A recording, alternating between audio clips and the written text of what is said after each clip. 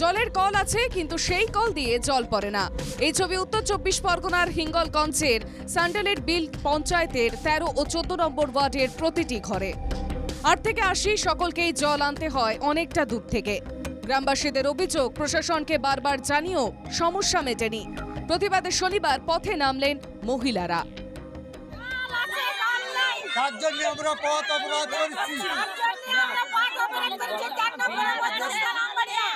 আমাদের এখানে জলের প্রচণ্ড কষ্ট, কারণ কল দিয়েও মানে জল পাওয়া যাচ্ছে না। কেন এটা নিয়ে আমরা বিক্ষোভ, তাই জন্য আমরা এই রাস্তায় বিক্ষোভ দেখাচ্ছি। এখন চাইছি যাতে জল তাড়াতাড়ি আসে, কি জলের নিকাশি যাতে ভালো করে হয়, তার জন্য আমরা মানে আপনাদের কাছে এই আবেদনটা করছি।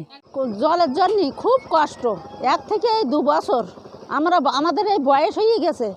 এখন আমরা কি করবো? খাবার জলও পাচ্ছি না, চানোর জলও পাচ্ছি না, ট্যাপের জলও নেই। সব জায়গায় আমাদের জানানো হয়ে গেছে, বিডিও অফিস, অঞ্চল সব জায়গায় আমাদের জানানো হয়ে গেছে। আমাদের খুব কষ্ট জলের। স্যান্ডেলের বিল পঞ্চায়েত প্রধানের দাবি, প্রযুক্তিগত ত্রুটির কারণে ওই 2 গ্রামে জল যাচ্ছে না। দ্রুত এই সমস্যা মিটে যাবে।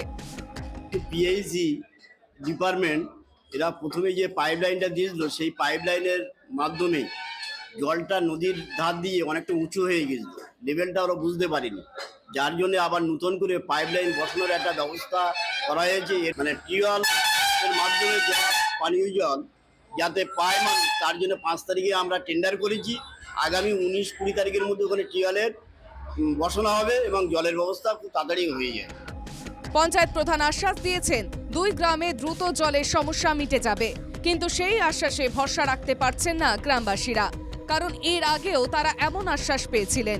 গ্রামবাসীদের সাফ কথা, আগে তো জল আসুক, তারপর দেখা যাবে।